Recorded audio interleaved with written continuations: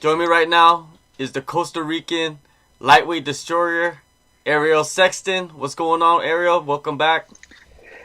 Hey, what's up, everyone? How are you doing, my man? Good. I'm Good, happy good, to be here. good, man. Let's go back to 2018, the beginning of your comeback year. You took on Ev Ting in Myanmar last February. Ting took Yeah. the controversial split decision. Looking back, how do you assess your performance? Well, there's um there was a little bit of unfortunately I got sick that fight. Not to give any excuses, but I got really bad MRSA. MRSA and staph can be really hard, and I made a couple mistakes. Like I didn't take account the jet lag and I was trying to do a 6 day arrival time and then fight, and I got really sick, and then it just distracted me. So I wasn't able to get into the zone. Like the first round, I was not in the zone. I kind of went into the zone second round, and then I got exhausted. I had no more energy, and I couldn't finish him when I needed to finish him. And so basically, the loss is my fault. More so than him beating me. I made a couple of mistakes that I had a Darce choke and I rolled them because I wanted to roll him and get on top, which didn't need to happen. I had him in the choke, and I rolled out of the choke. So yeah, it made me mad. Like, I made a lot of mistakes. I'm just mad, and it was hard. It was a hard fight because it's always hard to travel and do what you got to do and be on point and not have anything bother you during a fight week. It's like you never go into a fight with everything. All scenarios are your way. Some adversity hits you. You know what I mean? Something happens, and you got to deal with it, and you got to be perfect for 15 minutes. So I think Ev did a good job on that. Like, he was able to use the crowd. Like, he had obviously he had his support, more support than me. So I think that helped the judges, because they hear the crowd roaring on some things that maybe shouldn't have been roared on, but I don't know. Who knows? Everything's a factor, right? All that frustration, all that all those obstacles, those barriers that you have faced, has that fueled you since that fight? Yeah, of course. I'm always trying to reach another level. In order for you to get to the next level, you have to go through something that makes you worthy to be there. So I think that everything I've gone through, every fight has been completely different and amazing and a beautiful part of every chapter. It just makes you stronger. Everything's now I know I can do that. I can go through that, what I went through. So yeah, it's awesome. Every learning, it's more of a learning lesson. I wish I would have won, but I mean, at the same time, the way this Grand Prix is worked out, people who lost that night and won that night, they're still in it. So it's not that it didn't affect me in the long run, losing. Yeah, especially Ting. He's on the same side of the lightweight bracket with you. Are you excited Yeah. for the potential rematch to prove that that last fight was not your best outing? I think that Ting has his hands full with the Daggy fighter. So I'm not one to like say what could happen, but I've never had a rematch with anybody. But yeah, I just don't. It doesn't feel. Yeah, I would love to fight him again, knowing exactly how he fights and already have felt him. It'd be easier for me to fight someone I already fought, knowing he slipped away on a couple things. Like, I don't think he put me in danger of anything, and I had him in danger more. So I think that's what's going to happen. If I have another chance, I'll put him in danger more times, but he won't get out. You know what I mean? After that fight, you spent some time in Japan training, soaking up the culture. How rewarding was that experience? Well, I love the Asian and Japanese culture, and I really do follow a lot of you know, my my characteristics and my traits. So I found that I was able to really see perfection and like Zen and all, like, I meditated a lot there, and I was able, because I had a lot of alone time. I was there for 3 months, so I was able to cruise around by myself a lot and just sit in these beautiful parks and just kind of just become one with the park and meditate. It was a cool experience. I had a good time. Beautiful. And I got to train with some amazing people, Kid Yamamoto and X1SC champ, Boku, No Face, and they have an amazing team over there. A lot of guys that aren't even popular, but man, really good fighters, good athletes. You mentioned Kid Yamamoto. he passed Yeah. away recently, and you got to hmm spend time with him. How was that? Meeting somebody that you have watched growing up. Well, yeah, it's amazing to meet someone that you idolized, and you can share something and relate to them. And um, I think it was kind of like a blessing, it was like a godsend, like a sign or something, because I think maybe I'm getting a little bit of his experience, because he was helping me with striking and breaking down things that I never saw, and it only helps me as an athlete to have someone at that level look over you and take the time to give you criticism, and help your game. So I think it was a blessing. It was an amazing time for sure. Yeah, he's really, really, really good striker. Electrified. How impacted were you when you found out that he had passed away? Well, I mean, I was talking to him for the basically since I met him in Japan and I left, and we were talking back and forth, and he was very optimistic. Like, we were even planning on meeting up in Chicago, and he was going to come to the America in Chicago. His sister's lives in Chicago, so he wanted to come to Chicago. He's like, meet me. I'm like, yeah, I'll come over. And, like, still planning everything, but yeah, cancer is no joke. It's very strong, and man, he was so healthy too. He's like, it's extreme. You have life, an athlete in their prime, so young, and you get that. It makes you like wonder and value your life, a lot. After all of that, you went on and faced Kota Shimoishi and completely wrapped him up like a birthday gift. Take us through that inverted triangle arm crank variation that you put on him. Yeah, well, I wouldn't say wrapped him up. He was ragdolling me. He was throwing me around. The funny thing is that in the camp that I had for him, we were looking at him more as a wrestler, jiu-jitsu fighter. So we didn't even think twice about how good his judo was. Being Japanese, I don't know why we were thinking wrestler submission. But I mean, I've clinched with a lot of people and fought with a lot of guys that I had respected, and his base was so strong. So he was basically like, the good thing, he was very aggressive, so he was coming at me. So if I was able to kind of either take his throws and not waste my energy and not get hurt, and just try to like deflect his energy and take advantage of it when the timing was right, and I think at the end of the second round, when he used a lot of energy throwing me around, he got a little tired, and when I with 10 seconds left, I kind of clobbered him a couple times, and that really took the air out of him. It was a hard head hit and a body shot, and he couldn't recover in that last minute to go back into the third round. So that's where I was able to finish him, because he was destroyed from the second round. But the triangle, yeah, that triangle is it's actually a judo triangle, and it's just a unique way that you can lock your legs around the arm and the head. You can do it from every angle, from the front, from the side, from the back. And once you understand a setup or your grips, it just kind of falls into place. And if it's from an angle that most people aren't aware, they're not going to know how to defend in time before it's too late. Because everybody knows triangle from the guard, you posture up. It's like, but triangles from different areas, you don't know what's the right movement right away. Otherwise, you get checkmated, you know?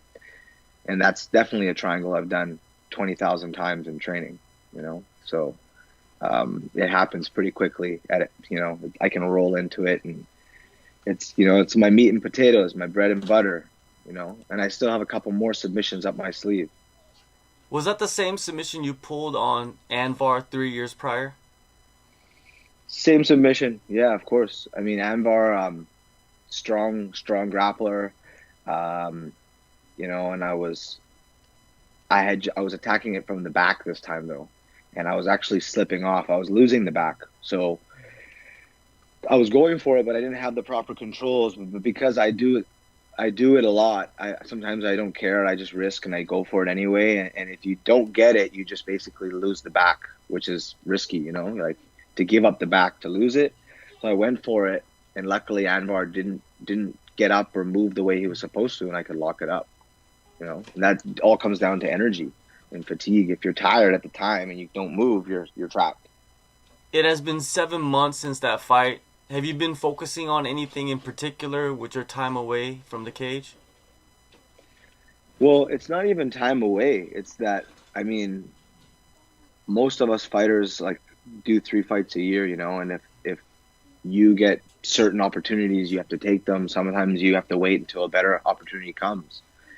So I've been training as hard as I have been always. Nothing ever changes on my work ethic. And and when you don't have a fight, you have a lot of chance to improve, because there's no pressure on anything. You just have fun and you improve. So as soon as you're at your peak and then you book a fight, you're good. There's no pressure, there's no stress. So basically, I feel good. I'm excited. Like I could have fought a month ago or 2 months ago, but what would have been at the point? This is the one that matters. You know. Your training camp for Amir Khan, how has it been going? Are you working at multiple gyms or is your training focused in one location? No, I mean I've trained over in the East Coast here for a long time. For the last 15 years, I've been living and training in the East Coast. For 20 professional fights, I have. So I have a lot of relationships with a lot of good people and good schools. So I actually go to like 4 different gyms. You know, different groups of people, different things. I go to Philadelphia where my head coach is 4 days of the week, and then he's in Manhattan with me or in Brooklyn 3 days of the week. So I go out and I train with his team in Philly, which is, if you've ever heard of Cage Fury, it's another organization here, and basically, all the guys on the team are all the champions from every weight class. And there's just every amount of wrestler and D1 wrestler and Muay Thai guy and like Jiu-Jitsu black belt, it's Sambo guy. It's like there's tough guys. Philly's a tough city. And then I train also in Manhattan, where the Mecca of Renzo Gracie, Manhattan, and there's just tons and tons of people and bodies, and then in Brooklyn, where I teach in Brooklyn, Renzo Gracie, Brooklyn, we do another MMA there. So yeah, I travel around a lot. I get a lot of different people, and we work really hard. You know. Yeah, at the highest level, I guess you have to be dipping and dabbing every place or multiple places to get the best work possible, right? Yeah, but I mean, and it's also how they work on you too. I mean, you can go to all these places, but if you're shying away from getting your weaknesses exploited and beat up, basically I get beat up every day, by like they Shark Tank me guys. I mean, I get thrown around, I get dominated, and it just some people don't like to train like that because it makes them feel bad and they don't want to feel low esteem. But if you don't care and you train like that, and then when you fight one person, you're able to step it up and be invincible. It's all worth it. So yeah, for sure, it's good. Good, there's good bodies. I work with a lot of welterweights, a lot of big guys, big strong guys. Like Amir is a big guy, so I mean, it's not going to be any body different than Jake Shields and all these welterweights that are just so strong and heavy that I roll daily. Amir Khan, he's known for his striking. How do you rate his striking arsenal? I don't know if I can even rate other people's arsenals, because everybody is dangerous, and I think a rating is just like opinions, which really doesn't really matter that much. Um, Power, accuracy, energy, um, finishing rate. He has a high finishing rate, obviously, but again, who are the guys he's knocking out? Who have knocked out? Yeah, you definitely have to respect that. Everybody is dangerous. I'm sure he hits like an ox. I'm sure I have to be very, very careful with him. But I also hit pretty hard. People try to think I like how people think jujitsu, jujitsu, jujitsu, but people forget I've been boxing for 15 years. Like in Central America with a lot of heavy boxers.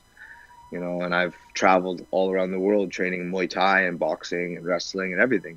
So there's no area in martial arts that someone's going to intimidate me in, you know, and I'm not, this is something that I already had gone through when I was 24, where I had a lot of gaps in my game. Now I'm 37 last week. Man, I've been doing this for a long time. So I feel like I have no weaknesses. Speaking of weaknesses, he recently fought for the lightweight title against Edward. Did you watch that fight, and do you feel that he was Yeah. exposed a little bit in that? Well, I mean, depends on how you want to play the sport, right? Like he went and fought for the title, so he was it was his card to go up. He had to do it. He had to perform. He didn't win, but at least he got the opportunity, you know. So I wouldn't say he was exposed. I would just say Polo Yang beat him. You know, he's more advanced, more of a veteran. You know, he was able to beat him that night. I'm sure Khan will get another opportunity at the title.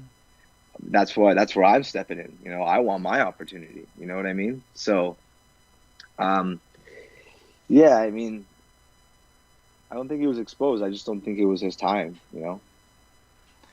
When you visualize this fight, how do you see it going down? Every fight's the same for me. It's like stalking a prey in the jungle. You see it, instinct kicks in, the hunt's on.